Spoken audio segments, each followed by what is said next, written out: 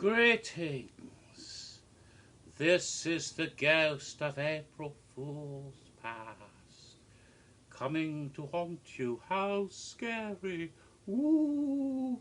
Oh dear. You can see right through me.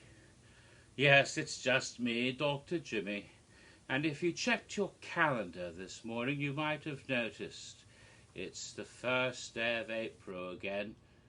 And it's on that day every year that I prepare a video, or sometimes a shitload of videos, where I allegedly reveal all of what's going to happen at Halloween Horror Nights that year, claiming that I have these wonderful sources inside art and design that would tell me everything about the event, and then proceeding to relate a scenario that is ludicrous, ridiculous, silly, and pure bullshit. Oh, although occasionally there have been one or two houses I've described that actually happened, which excited some of you out there thinking, oh, maybe he knows something after all, and therefore there might be a clue hidden in the video. Oh my goodness, a clue. Ooh, yes, and so that's why you watch the stupid things. Yes, and I've done this year after year for 5 years, and now it's the 6th year, But if you recall carefully, last year there was that big leak, and the whole list of houses and scare zones got released way early back in April, and that upset a lot of people. And I myself decided to repent from being cryptic. No more cryptic clues, no more singing shout tunes that are secret clues for haunted houses at the event, none of that sort of thing. I don't do that anymore, I promise. Any songs I've sung so far are not cryptic clues. I've peaked that again. Yes, even ghosts have a cough sometimes. But I have said I'm not getting any more inside information from any sources. So if I'm not getting any inside information from any sources, how can I stand or sit or float or whatever the hell I'm doing here in this ghostly form? How can I manifest myself here in front of you and say and reveal all the secrets of Halloween Horror Nights 26 if I'm not getting any inside information? Well, there's an answer to that. I can't! That's right. This video is, in fact, no Secrets of Halloween Horror Nights 26 revealed. Or in other words, April Fools! I got you. You thought there'd be a clue here.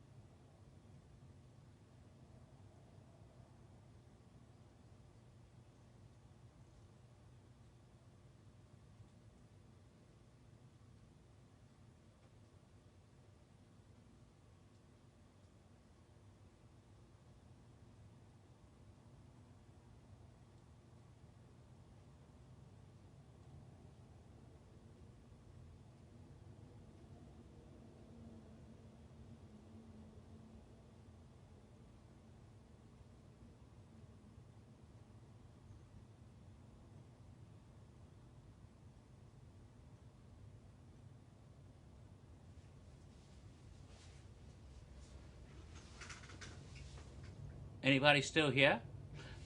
Okay, those of you who didn't get fed up and leave and turn off the video, those of you steadfast true believers who remained hoping against hope for something, you poor sorry bastards, yes, you get a reward.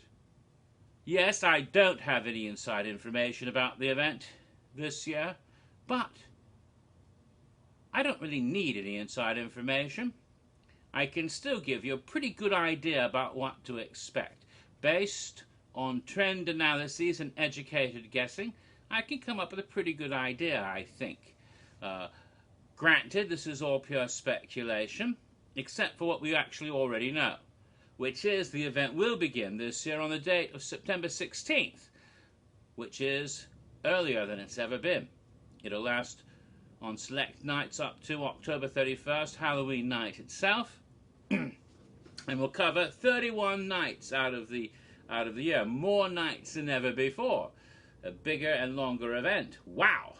Also, those of you who use frequent fear passes, and have always, and especially in recent years when the final night's been on a Saturday or something, and you go, oh, I can't get in because it's not my frequent fear pass. Hey, Halloween night is on Monday, so it's automatically in all of your frequent fear passes already, so you don't have to worry about that if you want to see the last Bill and Ted or whatever it is that's worrying you. Okay, and the other thing is opening weekend this year. For the very first time after 25 years, opening weekend will not just be a Friday, Saturday, but a Friday, a Saturday, and a Sunday as well. All 3 nights of a weekend. What fun! So it's going to be quite exciting with that. It'll also be all at the studios. No Islands of Adventure. That's been officially released as well. So we know that. We know that. Now, what I think is going to happen, first of all, don't expect any icons. Unless there's a cataclysmic shake-up with the people who really make all the decisions, the higher-ups at Comcast or whoever, not the creative people, but the higher-ups that tell them what to do. And this has been a complete shake-up, and they've completely changed their philosophy the past 5 years or so, 4 or 5 years. Then, don't expect any icons. The only reason we had icons last year is because of the 25th anniversary. They haven't had a new icon at all since 2011. I don't think they're going to create any new icons, and I really doubt we'll see any of the old icons come back again, except for special events like last year. That's just based on trend analysis. Don't expect any overall themes for the same damn reason. The last time they were supposed to have an overall theme, other than the anniversary last year, but the last time they were supposed to have a real major theme was in 2013, and they scrapped that. No, what you should expect to see are intellectual properties. The majority of the houses will be intellectual properties. This has been going on for several years now, and I don't expect it to end. And what intellectual properties? Well, there are a few that are almost dead given. Number one, The Walking Dead. Absolutely dead given. They've done it for 4 years in a row now. Will they do it again? Of course they will. I know that hardcore fans hate it with a passion, too many times, coming back again and again. But the fact is, it's the highest rated bloody television program on the air. Even after 6 seasons, it's still the highest rated program. Everybody loves it in the audience, and the general population loves The Walking Dead. It brings in the crowds. It would be, in fact, economically irresponsible, business-wise, not to do it. So, yeah, although from a creative point of view, from a hardcore fan point of view, oh God, not Walking Dead again, but from a, hey, putting money in the bank point of view, it's, God damn, we're doing Walking Dead again. That's just to be expected. They're going to beat that dead horse until it's truly dead and no one watches the program anymore. I can see that happening. Okay, other intellectual properties, you almost always have one that's based on a current property from Universal. One that's in the cinemas the same year or released on video the same year, and they want cross-promotion, corporate synergy. This year, the most likely one is the Purge election year, coming out in July 4th weekend. They did a Purge House last year at the last minute. It turned out pretty well, considering it was last minute, replacing the Scream with Purge, and so I would say it's a pretty good shot that they do a really good job if they do the Purge election year from scratch, you know, planning it from the beginning. And I would be surprised not to see that, actually. So I would expect that would be a very likely intellectual property house. The third one, very likely to be some sort of intellectual property house that's a classic horror movie from the 70s or 80s or maybe the 90s. We've seen that trend so much recently from American Werewolf in London, Halloween, and even their aborted attempt to do Scream last year. And even Freddy vs. Jason to some extent as well. So we see that idea continuing One of the most likely ones, one that's been rumored quite a bit, is Texas Chainsaw Massacre, the one from 1974. But it could be something else instead. It doesn't have to be Texas Chainsaw. But the same sort of idea of a film of that sort from that time period, a vintage horror movie house. So expect something like that. The other IPs, it could be anything, but I expect a lot of them. Probably more than half the houses will be IPs. A good, and there'll probably be about 8 houses, maybe 9. They'll have a 9th house if they can find a location for it. But as of right now, I don't know where they'd stick it. You can't really do 5 houses and sound stages, and the queue setup is going to be complicated this year anyway because of the twister being replaced in the construction there. So, 4 houses and sound stages, okay. They use Shrek again, okay. Parade building and the 2 sprung tents, that's 8. The 9th house, they'd have to figure out where that will go. They might find a new location, maybe even build a new tent, I don't know. They could have a 9th house if they find the location, otherwise 8. But probably no less than 8 and no more than 9. And I would say more than half, so we're talking 4, maybe most likely 5 or maybe 6. But probably 5 to 6 IPs. So at least 2 more IPs, and what they might be could be anything. There's been all sorts of rumors. These rumors are based, I think, on speculation, on wishful thinking. There's all kinds of possibilities. They brought up TV shows like Ash vs. Evil Dead. They've brought up movies like Tremors, of all things, and The Conjuring, a little more likely. What was the other one? The Exorcist has been mentioned. That may or may not happen. They've talked about Killer Clowns from Outer Space, American Horror Story. Some of these are more likely than others. Some are rather unlikely at all. I've heard all sorts of crazy rumors the past few months. Alfred Hitchcock, who knows? But there'll likely be a few more Krampus, a few more IPs, but the 3 I mentioned are the most likely. After that, some original houses, no more than 2 or 3 probably original houses. And again, original houses could be darn near everything. We know one of them be code word cobweb. And what the original houses are, we don't know. There have been rumors about a Lovecraft Cthulhu thing happening. There have been rumors about some sort of Old West, perhaps, themed house. And maybe Ghost Town 2. Who knows? Cobweb could be Ghost Town 2 because they could take an old franchise from 2004 and bring it out of the cobwebs. That's a possibility. Who knows? But Cobweb could mean something else entirely.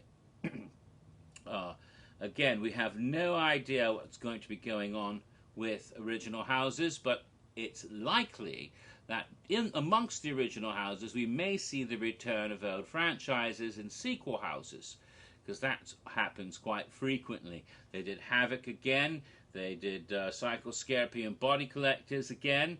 Nightingales popped up in a cameo last year.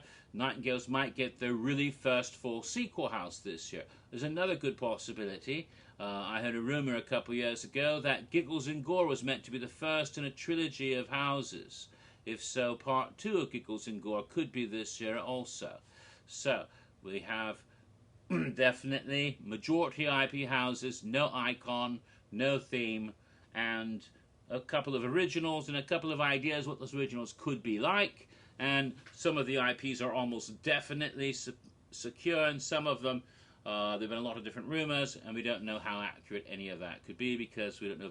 I'm pretty certain those rumors are not based on any inside information anyone actually has, but rather wishful thinking and speculations. It's fun to speculate again. As for scare zones, there'll be a number of them, and they've been upping the ante of scare zones lately. They've been doing a pretty good job making them more theatrical and interactive, and so I'm anticipating fun scare zones, although I don't know what they could possibly be. And as for the shows, at least one is definite. Bill and Ted's Excellent Halloween Adventure. Dude! And oh God, it being an election year, you know they're going to be humping Trump big time. Big time. And expect Bernie Sanders with a bird. If they don't have Bernie Sanders, the cute little bird, I'll be really disappointed, because that was awesome. Of course, the other show, if there is another show, it could be a magic show again. Maybe Brian Brush would come back, or maybe somebody else. There's been a wild rumor of Penn and Teller coming back to do either a house or a show. I have no idea how accurate that might be. If it is a show and they do it, it would only have to be on very select, busy peak nights, and they would have such maximum capacity the park would close early. I saw us letting people in. So if they do have a show there, I mean, it's enormously popular. Then get there early, because I expect if you get there later in the evening, you might not be able to get in because it might fill up the whole place. So what I'm saying is, if that happens, and I don't know if that's going to happen at all, but there's been a lot of crazy, wild speculation lately, and it's a lot of fun to be able to do that again after all these years, because I really don't know for sure what's going to happen, except for what seems to be most likely. So that's the best I can do based on educated guessing and trend analysis. So, with that done, this is probably my final April Fool's video, because after all, I'm not getting inside information, and now that I've done this, what can I do next year? I have no freaking idea. So in that case, I shall bid you aloha as I fade away into the mist of time. But I will still be doing my Horror Nights history videos, of course, and other silly things with the cat, so I won't be really gone. But as far as April Fools, this is probably it. Mahalo nui loa.